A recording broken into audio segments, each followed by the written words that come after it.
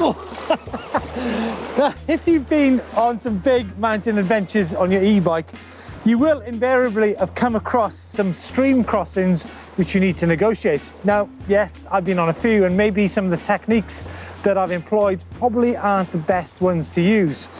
But nevertheless, crossing a stream is one of the basics of eMTB. But what are the best techniques for an eMTB? So today, I am joined by Beck master himself, Chris Akrigg. I think it's a bit deep, Chris. It's a bit deep. Nah, it's all right. You just boost it off that side and be fine. What, off there? No, this one here. Yeah, but let's face it, not everyone's going to be able to do that, are they?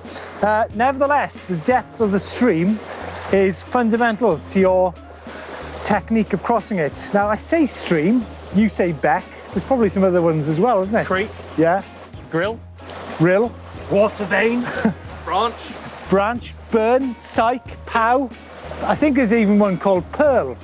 I mean, the name for rivers or becks or streams is mental. I haven't even mentioned the Welsh one, Nant. Anyhow, let's have a look at the basics of crossing streams.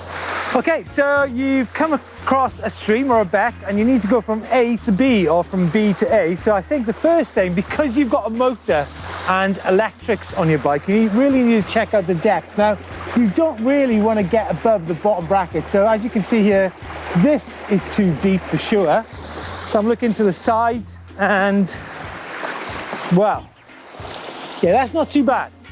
So a stick is possibly a key part, right? Unless you've got a dog with you. Ah, right, a dog.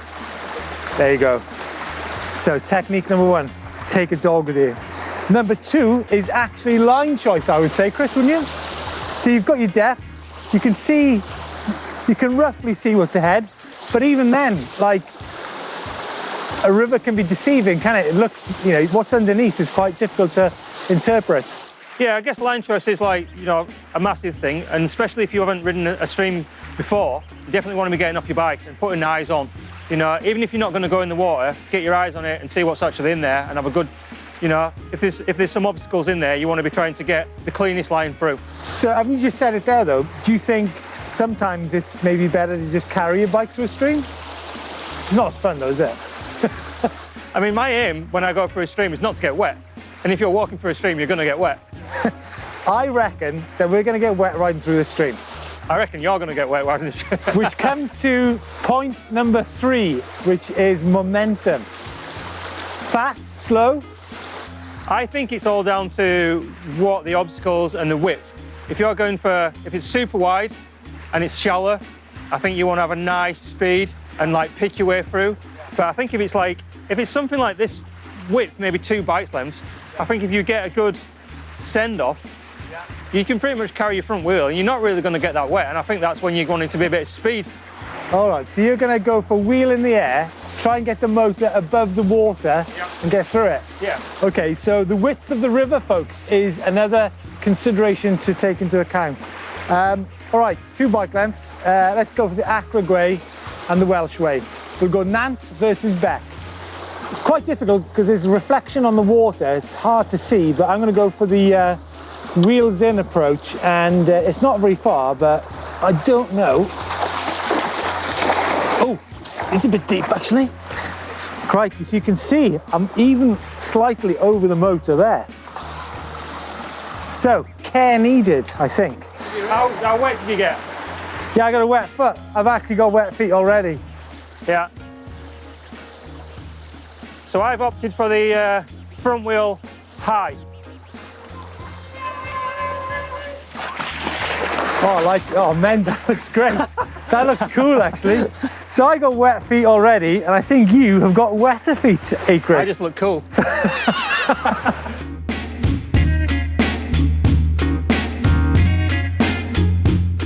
Hey, Chris, I think, like, anticipating the underlying grip conditions are good. That needs identifying the kind of rock type. Well, I'm not saying geology lesson, but maybe just have a kind of poke around and see what's there, because guaranteed what's on the surface here will be happening under the water, right? Yeah. So I'm thinking this might be all right.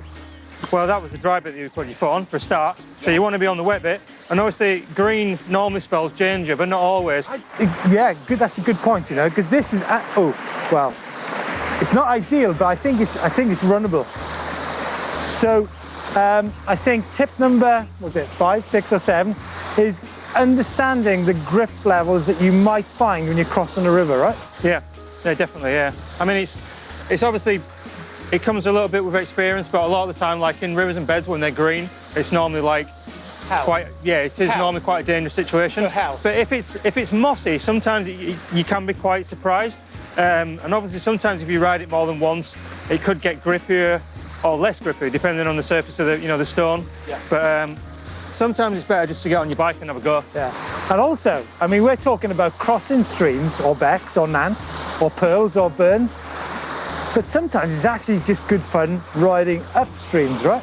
Absolutely. And I think this is a classic example. So this is like a prime example of when you really need to look at something, because it actually looks quite deep, but without putting anything in there, I'm saying that's probably like 12 inches deep, and there's a bit of a drop in there. But until you actually get in there, there's no way of knowing how deep that is and how slippery that is until you actually get in there.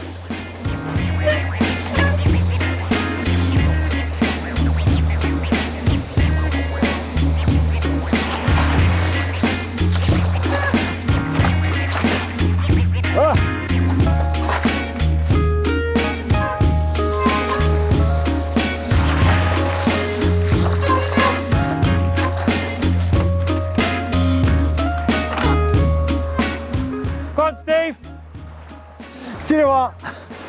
I actually think I might have taken a bit of a tip there. I can see Chris is wheeling the air shot. I like, whoa, what the f? I can see it, I really like the wheelie attempt, approach. That's all right, that. Oh, and now I'm screwed. And it's deep. Bail out. Wow, that was like super grippy. So even though green and normally hell, as you put it, yeah, good fun. It grips like, that's what I'm saying though. Sometimes you just get surprised. Sometimes it's not all death when it's green. But yeah, beautiful. That's really good fun in there. Now, when it comes to gearing on Nant and Becks, then I'd be tempted to go for, if I saw some big rocks in there, I'd be tempted to stick it in boost mode and just gun it across.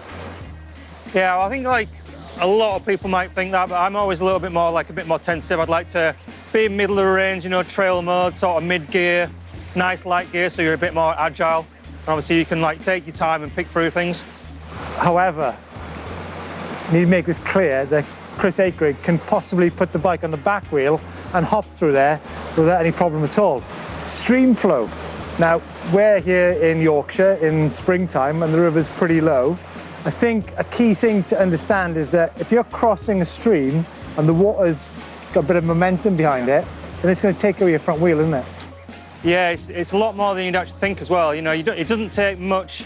I'm guessing like if you're somewhere around like hub level, yeah, and it's a decent flow, you're going to feel it. Yeah. But you know, so you don't really want to be messing with that unless unless it's an absolute necessary. If you've got strong current, it's literally going to unsettle you. Yeah. It's going to tip the bike over, and before you know it, you're going to be in the water, right? Yeah, it's an absolutely unknown, because you know you're fighting against something that you don't know how that's going to affect you. Whereas if you're riding, quite a shallow stream and you've got rocks, you're sort of going to know how your bike's going to react.